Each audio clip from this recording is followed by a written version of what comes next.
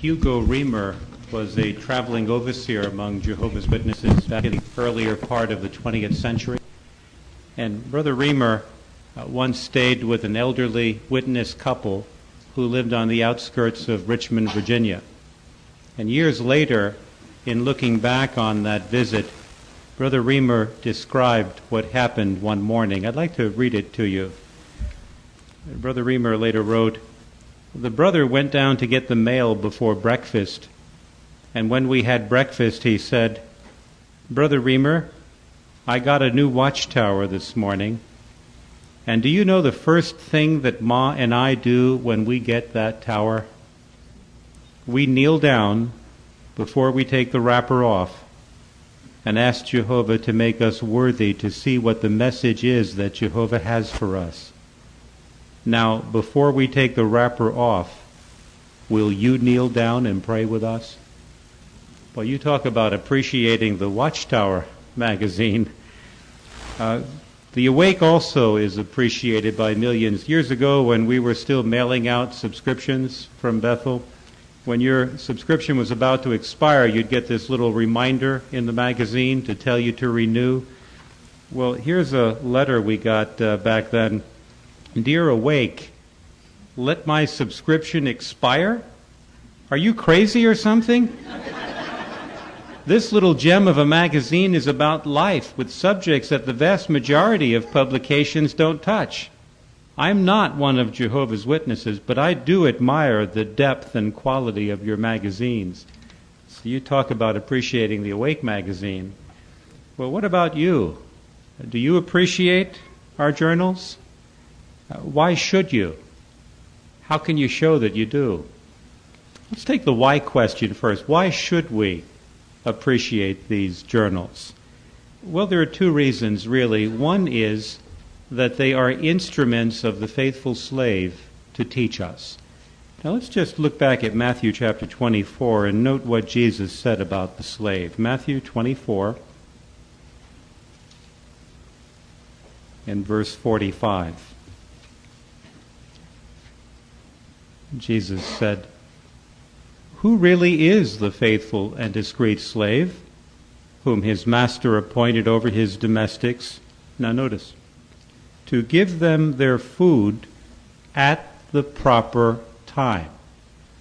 So the faithful slave is to provide for us spiritual food, but it says at the proper time. What does that mean? Well, at the proper time means what we need when we need it. Now, is the faithful slave doing that? Are the Watchtower and Awake journals dispensing spiritual food at the proper time, giving us what we need when we need it? Well, yesterday in our discussion encouraged 20 years or so, our journals have featured articles on social and emotional issues that 30 or 40 years ago our brothers at headquarters wouldn't have ever dreamed would be necessary. Right? And we went down a list of some of the different kinds of issues that have been dealt with in our magazines. Well, what is that proving to us? The slave is giving us what we need when we need it. 40 or 50 years ago, life was different. Now we have a need for these subjects to be addressed. And keeping up with that need, the slave is giving us what we need when we need it. Now, a second reason we should appreciate these journals. Your brothers at headquarters work very hard to provide you with the finest spiritual food available on the face of this earth. And I might illustrate the point this way. Now, have you ever been invited to someone's home for a meal? And, you get to the house, you walk in, and you can tell how hard your host and hostess have been working. The table may be set beautifully. You can smell the food cooking in the background. I mean, they've worked long and hard to provide this meal for you. How do you feel? You appreciate it when others work hard to feed you physically, don't you?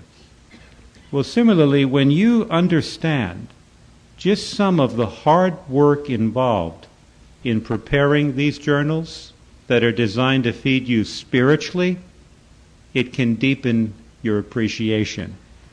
So how much work is involved in preparing these journals for us? What I'd like to do is just take a few minutes and go through a little bit of what's involved in writing the articles for our magazines. And then I would like to open this for discussion and invite you to ask any questions you may have about how articles are prepared, okay?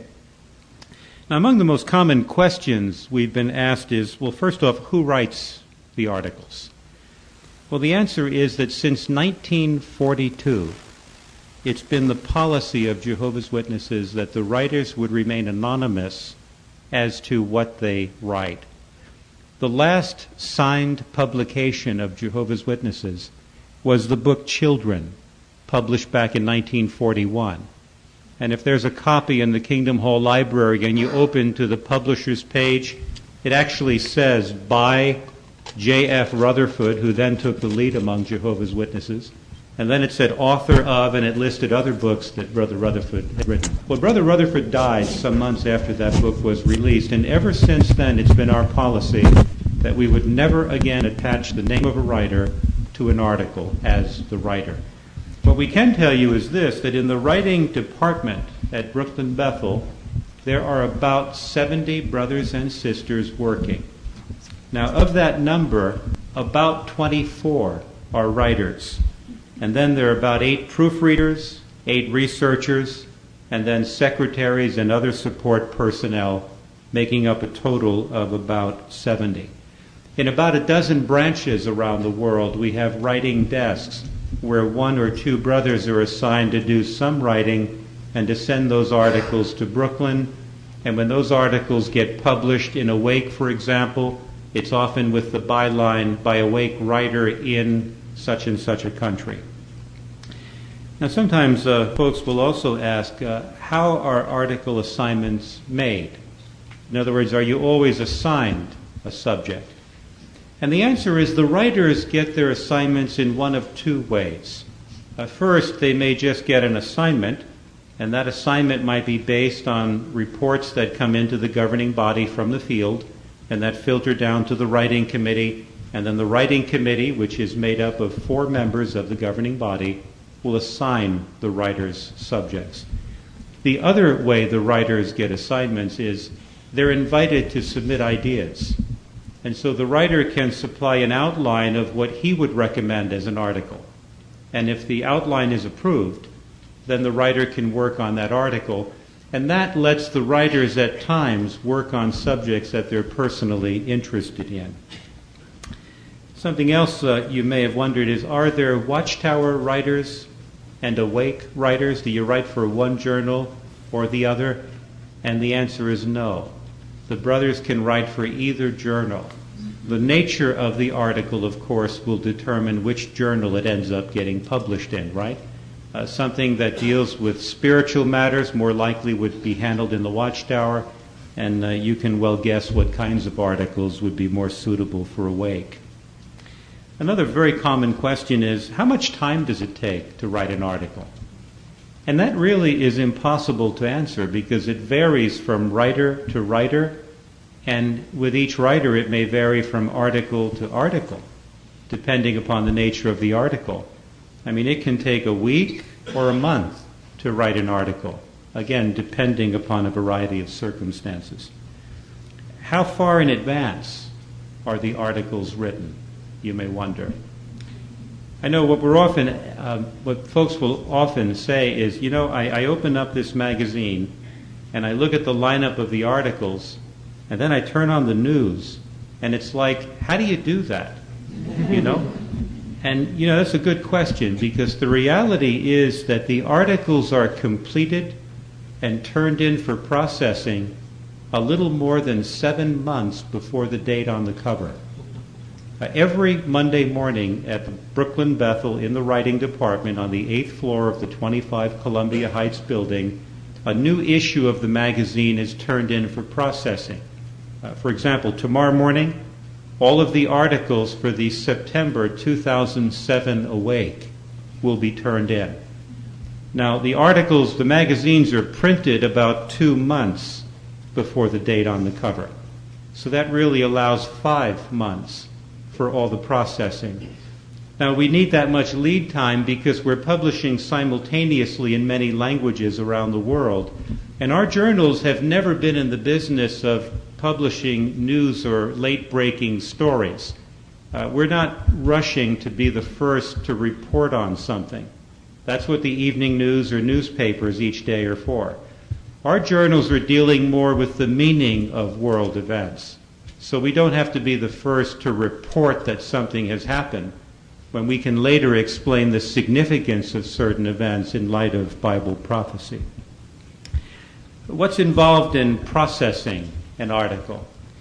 Well, let me just briefly outline what an article goes through from the writer until you get it in your magazine. And I'll just give it to you in a nutshell. And then again, we want to open this up for questions from you. After a writer has completed writing his article, usually what he'll do is get 2 or 3 other writers in the department to read it for him before he turns it in. And that's helpful because things might be very clear in the writer's mind, but at first it might not be clear enough on the paper. And 2 other experienced writers who look at it might be able to point out to him some areas where things need to be clearer. So he'll get the input of these 2 others, he'll incorporate their suggestions, and then he'll turn the article in. Now, when the articles are submitted for processing, they go through a thorough checking to make sure and to ensure accuracy. For example, one of the first things that happens, the article goes to a fact checker. There's a fact checker for Watchtower, a fact checker for Awake. Now, the writer has to supply documentation. And what that means is for every fact, for every quote, he has to supply a copy of where he got it from, what book, magazine, or website did he get it from. So he attaches all that documentation to his article. And when the fact checker gets it, he takes the article and checks it paragraph by paragraph against the sources to make sure that the writer hasn't misstated or misquoted any of the facts. From there it goes to the proofreaders. Our proofreaders work in teams of 2. We have 7 sisters and 1 brother doing the proofreading. Generally, sisters do much better at proofreading than brothers do. It's extremely detail-oriented work. The proofreaders go through and make changes for grammatical accuracy. Then the articles are cleaned up, and now first they can go to the governing body for approval. But the writing committee of the governing body, those 4 brothers, they read, edit, approve every word that is published. And in the case of the Watchtower or releases at conventions, every member of the governing body has to read, edit, and approve the copy before it can be printed.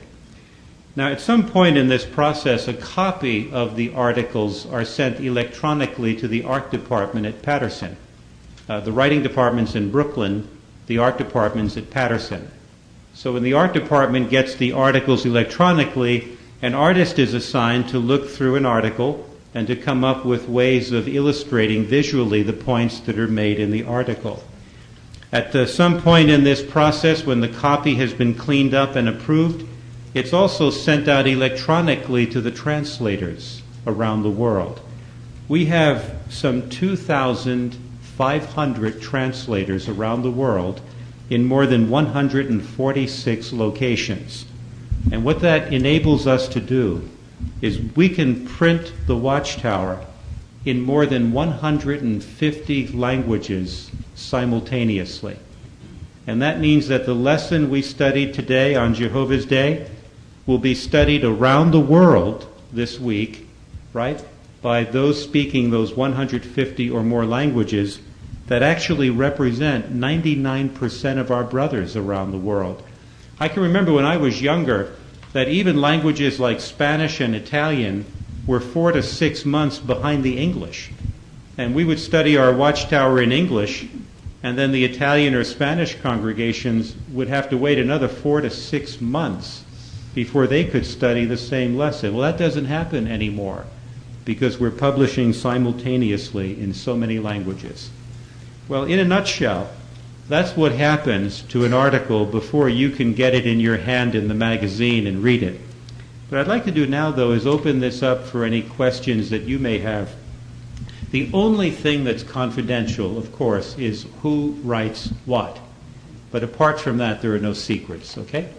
Sister, please, on the aisle. From time to time, there's articles that are contributed. Mm-hmm. How do those work? What's the process? Very often, those are what we call first-person articles, where someone is talking or telling his story. Sometimes those articles will contain the name as told by the individual, but in some cases, the individual may not want to have his or her name appear, and in that case, it will say contributed. Now, before we will publish a first-person article on any individual, the writing department will send a letter to the congregation where that individual attends, and the body of elders is asked, we're thinking of publishing an article based on so-and-so's experiences. Do you, brothers, know of any reason why it would not be wise for us to do that? And they'll ask questions like, is this person active, regular in the ministry, and so forth. And only if the elders send back a favorable letter of recommendation can the article be used. And they won't publish any first-person article unless the individual has been baptized at least 5 years.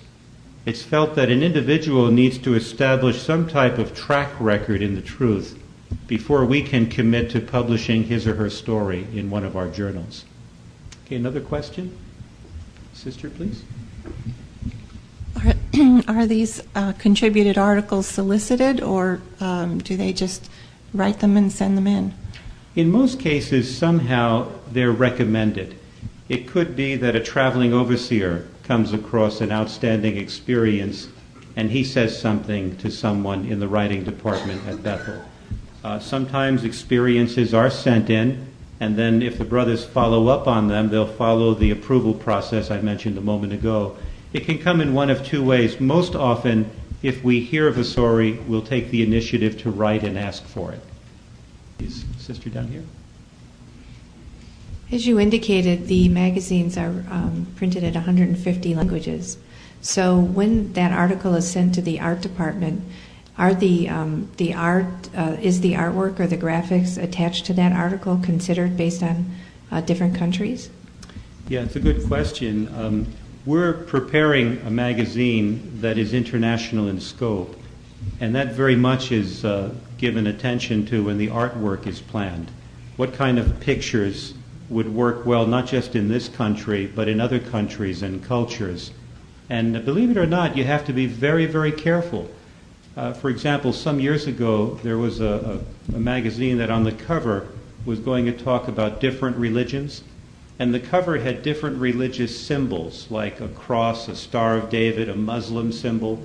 And one of the branches in the Middle East wrote in when they realized what the artwork would be, and they said, brothers, we just want you to be aware that if you put the Christian symbol higher than the Muslim symbol, it could create enormous problems in our field. And it's interesting when you have to think about not just this country, but other countries around the world. We do produce 2 editions of the magazine. There's the international edition, and there's an African edition. And so whatever models you may see on the international edition, the same poses and scenes will be there, but different models used for the African edition. Okay, sister, please, on the aisle. Yeah, please. These ones that poses are the ones that they print, the artists, that is. Are they sisters and brothers or are they strangers? Are they imagination of the person that is making those prints of those people? It's a good question. Most often, the pictures that you see in the magazines, they are brothers and sisters who are posing. And that's why, for example, sometimes if we're going to depict even non-witnesses, there's a limit to how far we can go in depicting the way they might dress or act, because obviously we're not going to let our brothers or sisters portray the world as the world really is. So most often brothers and sisters are posing for the pictures. There are exceptions, though. If a picture would cast a brother or sister in an extremely negative light, then often we'll purchase a photo from a commercial image bank. For example, a couple of years ago there was an awake entitled "When a Mate is Unfaithful," and there was a picture of a woman on the cover. Well, that was not a sister. In that case, the image was purchased from some commercial image bank. It was thought, we don't want to put a sister on the cover, when the subject deals with marital infidelity. There was another with AIDS, and similarly a photo was purchased rather than taking a witness child and making it pose as if it were an AIDS victim or patient. Okay, brother standing in the back, please. We know that the number of the anointed has dwindled greatly to around 8,000. My first question is, how do you communicate with them, and do they have any input as to subjects that are given to our watchtowers? Very nice. As I mentioned earlier, there are 4 members of the governing body, all of the anointed, who make up the writing committee, and the writing committee supervises the writing department at Brooklyn Bethel. And these members of the governing body direct the work in our department. Some of the brothers on the governing body are able to do some writing. They're not able to do a lot of writing because of the tremendous responsibility to supervise the world field in all its many facets.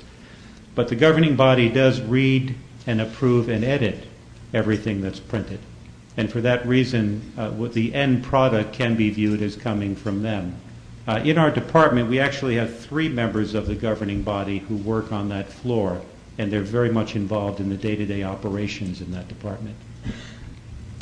Sister, please, in the middle. Yes, please. So, as a follow-up, how many members do you have on the governing body? Well, there are about 10 members of the governing body at present. 4 of them work closely with the writing department. The others work more closely with other departments at Bethel. Please, brother here.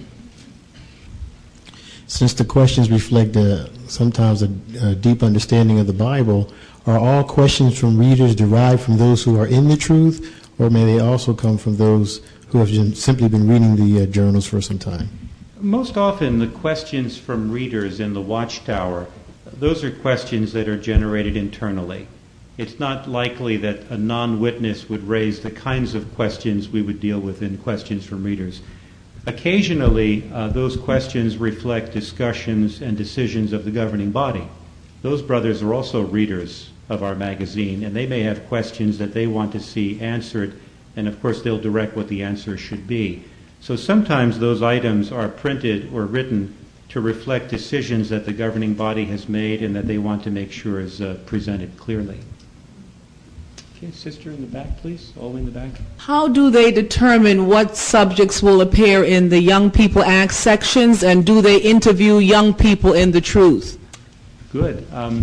There are 2 brothers in the writing department. 2 of the writers are assigned to be responsible for the Young People Ask feature in every issue of Awake. Now, those brothers also write other articles, but they have as a primary responsibility to make sure that there's always a Young People Ask article for each issue.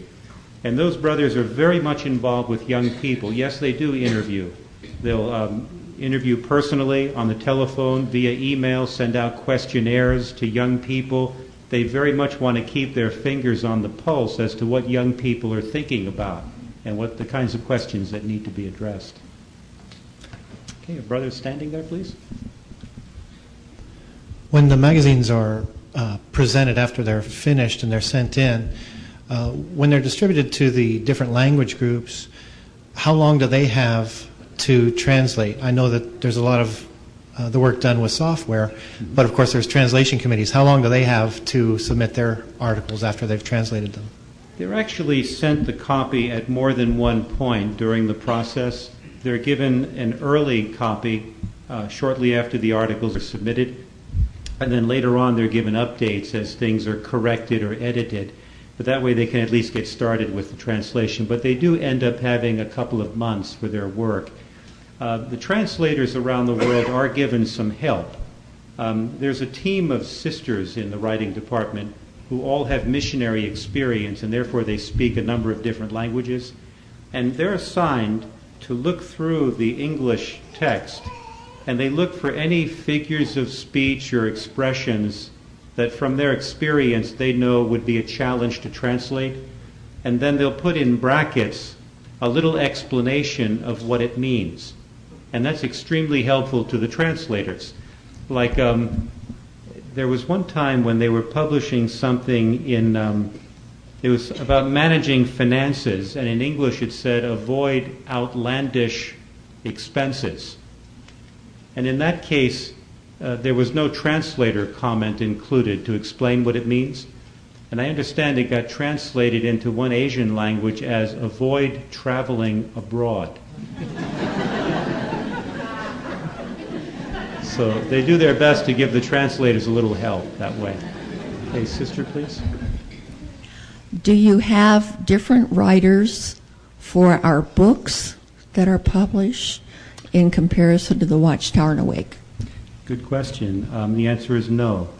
They're not different writers. The writing department, the 24 or so writers, those brothers write articles for the journals, and they'll also take part in helping to write for books. With a book, typically one very experienced writer will be assigned as a compiler or editor, and then several other writers will be assigned to help him, and they might each write some chapters that come to him, the compiler, to do the editing to make sure that the end result is a harmonious whole. Okay, any other questions? Please, sir. There's a hand right there. I may have missed the answer, and I apologize if I did. Going back to the Young People Acts, the young ones that are interviewed, are they in the truth, or is this young people in general? The young people who are interviewed are witnesses. Sometimes there will be quotes of young people from published articles, and that they might be of non-witnesses. But whenever an interview or a quotation reflects an interview, it's because it's an interview with witness youths or youth of witness parents. Please, our sister here. Are the writers, do they have secular training, or are they taught once they get to Bethel how to do the writing? It's a good question. Not one of our writers received training, secularly. Not one of them was sent to any institutions of higher learning to learn how to write. All of them learned to write, on the job at Bethel. Typically what will happen if the department needs another writer is they'll be on the lookout they'll listen to talks or comments, and if they think that a brother might have the potential to do that kind of work, they'll give him an assignment to do a short article while he's still working at another department at Bethel. And if he seems to do okay with that, they'll give him another assignment. They might even bring him in temporarily to work in the writing department for a couple of months. And then if all goes well, they'll permanently assign him, and then he learns as he goes along, starting with shorter articles, and then eventually as he gains experience, he can work on others. Okay, maybe one more question, please. Our sister, let's see, who hasn't asked a question yet? All right, this sister right here, please. How do they come up with the explanation of the scriptures? Anything new or different by way of scriptural explanation would have to have the approval of the governing body. And the governing body meets every Wednesday at Bethel, and very often those brothers are discussing, among other things, our understanding of the scriptures and whether any adjustments need to be made as the light gets brighter. And if any adjustments are decided upon, then the governing body will have the writing committee commission someone to come up with an article to explain the change. But any changes have to come from the governing body, these anointed brothers who represent the slave. Your questions were just excellent. Really appreciate your questions. I just have one more for you, and that is, how can you show that you appreciate these journals? What would you say?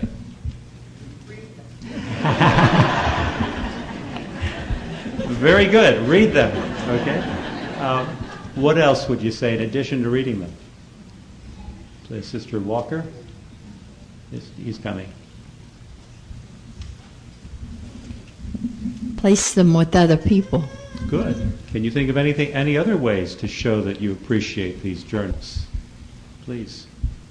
I love to read in the back when folks write in and tell something they particularly appreciated. We all like a thank you. Okay, thank you. And please, our visitor here from North Carolina. Oh, okay, go ahead, please. I would say contribute to the worldwide work. Yeah, very true. Takes money to produce these magazines, right? Our sister here, please. We could also take time to read them to those in the congregation who are unable to read. Sure. And if there's scriptural guidance or advice provided, what would be another way to show that you appreciate these journals? Our sister here, please. Yeah, she's got her hand up. Act upon what you read. That's right. And as our sister touched upon, if you've been invited to someone's home for a meal and you really appreciate all the hard work and effort, after you go home, what might you do to express your appreciation to the host? What typically will you do? Please, our sister there, please. Yes. You want someone to thank you. That's right. And so if you read an article that touches your heart, don't be shy about sending a little note to say thank you and maybe to explain the particular article, the particular point that touched your heart. The writers work anonymously, and such letters are not only encouraging to the writers, but very often give the writers ideas maybe about other aspects of the same subject that might be considered in the future. So by all means, don't be shy. Let's appreciate these precious journals, because our brothers do work very hard to provide us with the finest spiritual food available on the face of this earth. I'd just like to say in closing how much my wife and I appreciated being able to come down here and visit with you in Florida. We treasure opportunities like this to visit congregations. As I've told some of you privately, we recognize that Bethel is a wonderful place to work. It's a wonderful environment. But it is a rather shielded environment, we recognize. And we don't ever want to lose touch with the real world and reality. And reality, frankly, is what you brothers and sisters are living every day as you go to work in the world or to school. And it's only by getting down here, by visiting congregations like this, talking with you, listening to what you have to say, that it gives us a little dose of that reality that we can take home with us. And you know, that very much helps us to be better at our work. I know in the writing department at Bethel, the brothers are determined to give you articles that address your needs. But they can't do that unless they know what your needs are. And they can't know that unless they listen to you. And hence, visits like this are just so helpful. We can't say what they do for you, but we can tell you what they do for us. It's just wonderfully encouraging. So on behalf of my wife and I, and we'd like to say thank you for letting us come and visit your congregations.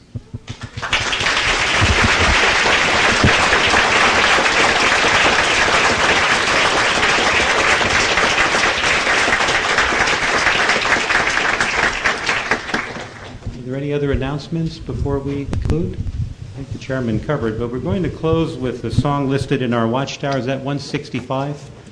So if you can stand, we'll sing song number 165, Praise Jah with Me, and then we'll express our thanks to Jehovah.